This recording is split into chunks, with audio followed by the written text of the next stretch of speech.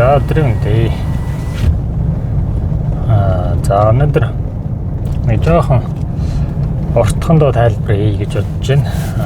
Ер нь нэг жоохон нэгдсэн ойлголт өгье гэх юм уу. Бүгднийг базаад. Ойрын үед ч ер нь одоо ингээд одоо нийтээр нөө дэлхий шилжиж гэн гээл тэгээд нийтийн ухамсарууд ингээд өөрчлөгдөж гэн, мэдээллүүд илтөөдтэй болж гэн. Одоо нарны идэвхжил одоо юу яаж байна? Нарны идэвхжил гээд бас одоо дэлхийн том газруудад тулах гэж байна гэх мэтлээ ингээд олон мэдээллүүд яваал байна л да. Тэгээд энэ дээр бол ер нь бүгдээрээ одоо энэ бүхэл зүйл нөгөө уялдаатай хоорондоо уялдаатай байж байгаа. Тэгээд одоо яг хаанаас нь хэлж тайлбарлах вэ гэж яг бодож байна л да. Хамгийн эхлээд баг юу яасан дээр баг. За эхлээд энэ нөгөө дэлхий дээр ингээ хүмүүс төрсөн байна. За одоо ингээд би та гэх мэтлэн ингээд бүгдээрээ ирэл дэлхий дээр төрсөн байна л да. За энийг болохоор Dollars Cannon гэдэг нөгөө ховсын багш дотор хүмүүстэй ховс хийгээд уулзж агаад дотор хүнтэй дотоодын бурхан ч гэж ярьдаг. Тэр хүмүүстэй ховс хийж ярьж агаад бол ингэж тайлбарлаж байгаа. Дэлхий бол энэ ертөнцид манай дэлхий бол энэ ертөнцид дээр байдаг хамгийн үнэтэй сургууль юм аа, сүнсний сургууль юм аа гэж тайлбарладаг. Энэ сургуульд бол суралцж байгаа хүмүүс бол тэр баргийн хүн бол ийшгээ ирж сурах гэж зориглдгоо. Яагаад гэх юм бол амжилттай төгсч чадах магадлал бол маш бага. Төгсч чадахгүй бол эндээ ингээл улираал ингээл байж идэг. Энээсээ доошлж, энэ төвшнгөөсөө доошлчих боломжтой. Одоо угаасаа зөндөө доошлдог чадахгүй бол тэгэхээр бол одоо нөгөө хүн болгоны зориглж ирдгүү тийм сургууль юм аа гэдэг байгаа.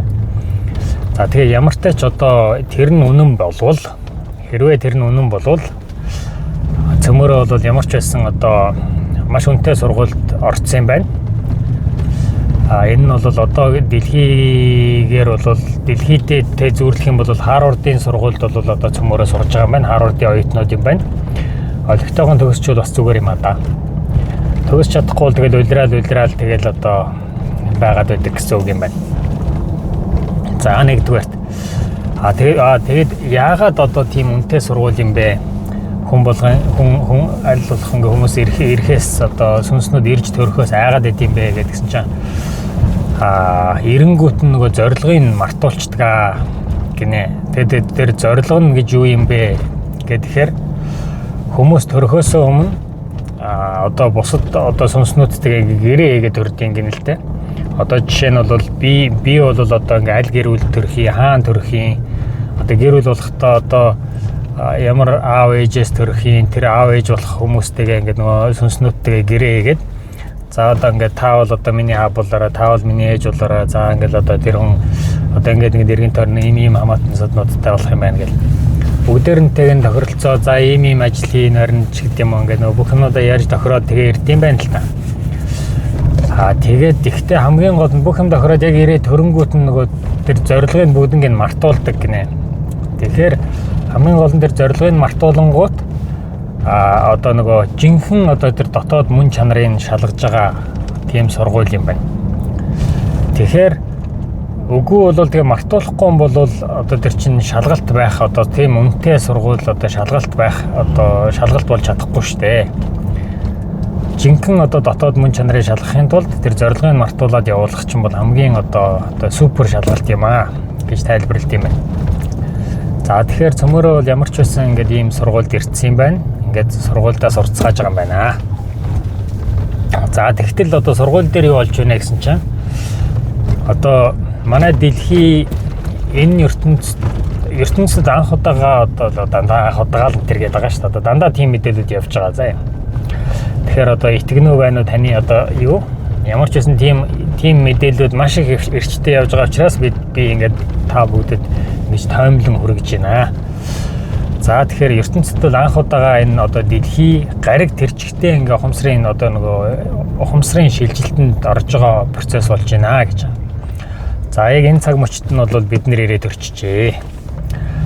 Тэгээд энийг нь бол маш азтай хувь тавилантай одоо маш хувьтай хүмүүс байна гэж ярьж байна. Яагаад тэгэхээр дэлхий ингээд тэр чигтээ татагдахын тулд ухамсарын шилжилтэнд ингээд орохын тулд хэлбэлцлийн ингээд нөгөө давтамжийн шилжилтэнд ингээд орохын тулд дээр нь байгаа бүхэл төрөлтнүүдийн одоо тэр нөгөө давтамж нь хэлбэлцэл нь энерги нь ингээд хүчээр ингээд дээшгээ өргөгдөж дэлхий шилждэг юм гинэ. Тэгэхээр одоо тэр шилжих процессууд бас явж байгаа. Тэгэхээр бид нар бол ингээд хүчээр дээшээ ингээд татагдах тийм одоо сүнсний алтан иргэн гэж нэрлэгдэж байгаа ийм одоо ховорхон тохиолддог тийм цаг үед төрсэн одоо амьдарч байгаа юм байна. Тэгээд тэгтээ бас их одоо даалгавартай бас бид нэр одоо энэ дэлхийн шилжилтийг дагаж одоо хөгжихийн тулд бид нэр аль болох хөнгөн энергитэй хөнгөн хүн сэтгэх ёстой юм байна. Биеэ өөрчлөх ёстой юм байна. Бясалгал хийж одоо ухамсараа ингэж нөгөө хэлэх ёстой юм байна. Хэлбэлцтэй дээшлүүлэх ёстой юм байна. Ямар нэгэн төрлийн бясалгал хийж тэгээ хүнсээ аль болох хөнгөн болгох ёстой юм байна. Хүнд хоолнуудыг идэж болохгүй юм байна. Тэр нь бол хүнд хоол гэдэг нь бол ингээ махнууд болчтой юм байна. Амьтан ам хөнөөсөн тийм хүнд энергитэй хүнснүүд бас болохгүй болчтой юм байна. Мал амьтан зовоож гаргаж авж байгаа хүнснийг бас болохгүй болчтой юм байна. Гэх мэтчлэн. За тэгээд учир нь бол дэлхийг ингээ хүчээр өргөж जैन хэлбэл энергийн хувьд ингээ хүчээр дээшлүүлж जैन тэгэнгүүт тэр дээр нь байгаа төрөлтнүүд хүчээр ингээ дээшгээ өргөгдөх ёстой. Тэгтэл ингээ яалтчгүй ингээ хүнд энергитэй буюу тэр нөгөө одоо гол нь л одоо мах иддэг хүмүүсийг яриад байгаа. Мах иддэг хүмүүс ч ингээ нөгөө тэр өхлийн энерги буюу тэр их зовлон шаналлын тэр их айхтар хүнд энергийг агуулаа яваад байна болчтой юм байна л та. Мах өөрөө яг тэгж одоо үйлдвэрлэгддэг учраас мах ч өөрөө заавал амтанг алж ээж тэгээд нөгөө тэр гарч ирнэ тэгэнгүүт тэр одоо тэр үхтэй мэдэрж байгаа тэр өвдөлт зовлон айдас одоо тэгэл тэр амны төлөөс гэх мэтлэн тэр их одоо хүнд энергиудыг ингээ маханд нь шингээл үлддэг юм байна. Энерги устж алга болдгоо өөрсч бий болдгоо гэдэг одоо хуулийн дагуу тэгэнгүүт тийм их хүнд энергитэй махыг ингээ идсэн байгаа хүн чинь заавал тийм хүнд энерги хадгалаад яваад идэм байна өөртөө биедээ. Тэгэхээр тэрийг ингээ дээш нь татхад их хүнд учраас тэд нэр ингээ татагдаж дийлдэхгүй бол хүчээр одоо устгагдах юм уу одоо тийм ямар нэгэн байдлаар одоо дийлдэхгүй болсон тохиолдолд бол хит хүндтэй дийлдэхгүй байгаа тохиолдолд бол хүчээр устгагдах тийм одоо процесс руу орох юм байна. За тийм мэдээллүүд яваад байгаа шүү. Би очиргоо тэр устгах гэдэг юм биш одоо хэн устгах гэдгийг энэ би мэдэхгүй байна. Ямар ч байсан одоо тийм мэдээллүүд яваад байгаа учраас нийтээр тийм мэдээлэлд яваад байгаа учраас би ингээд тайлбарлаж өгч байгаа. Итгэхгүй нь бол одоо таны одоо шийдвэр.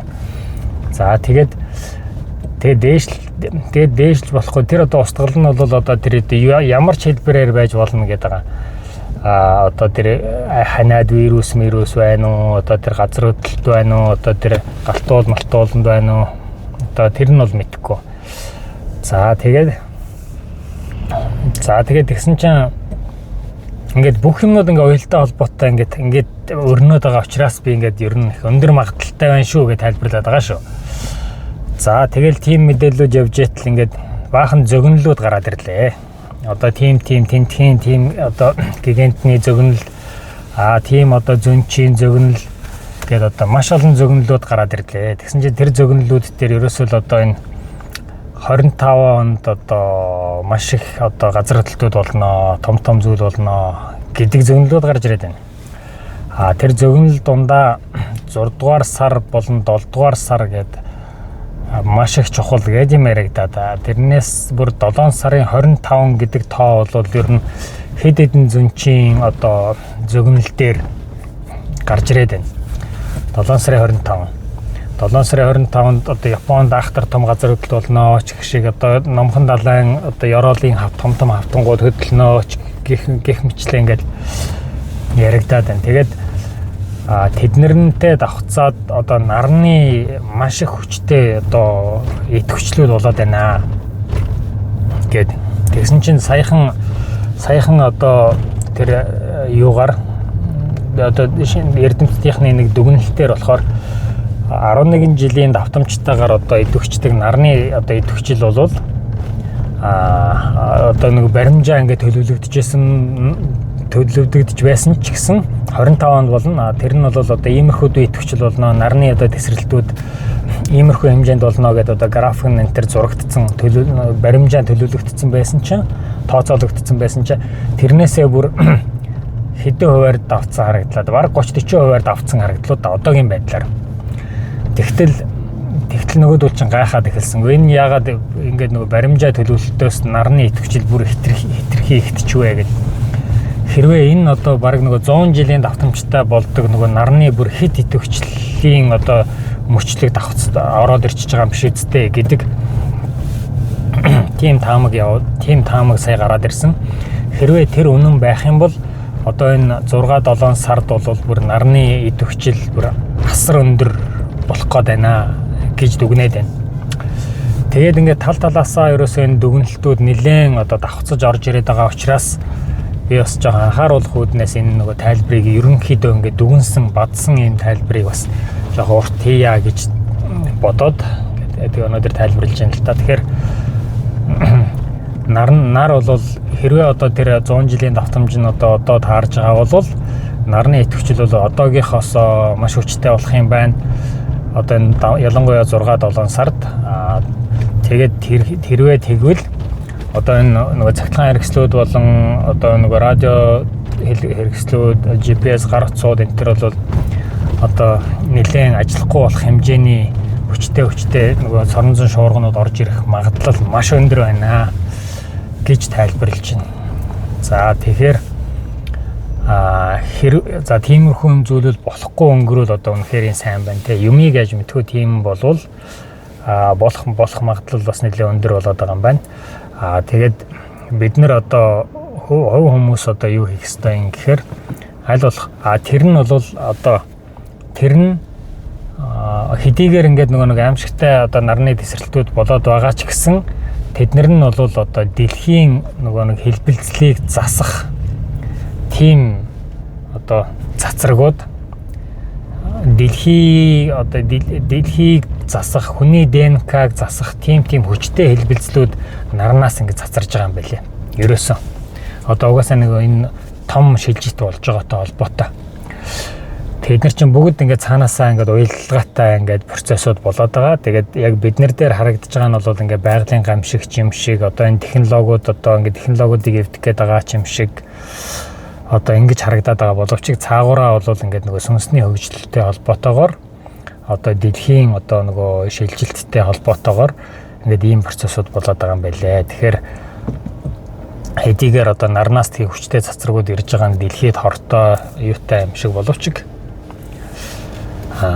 цаагаараа бол эднэрийн сайн нөлөөтэй, сүнсний хөгжилт бол сайн нөлөөтэй. Тэгэхээр бид нэр аль болох ингээд зүрхээ нээж, бясалгал хийж, ямар нэгэн төрлийн бясалгал хийж, хүнсээ аль болох хөнгөрүүлж, энэ одоо завшааныг эергээ ашиглаж авах нь их чухал юм байлаа шүү.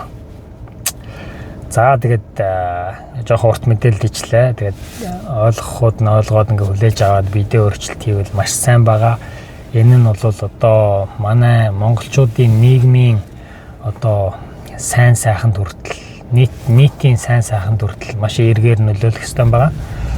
Хувь хүний одоо нөгөө ухамсарын одоо хөгжлөн. Тийм болохоор та бүгд маань өөртөө болон өөрийнхөө төлөө болон бусдын төлөө хичээгээрэй. За түрэг.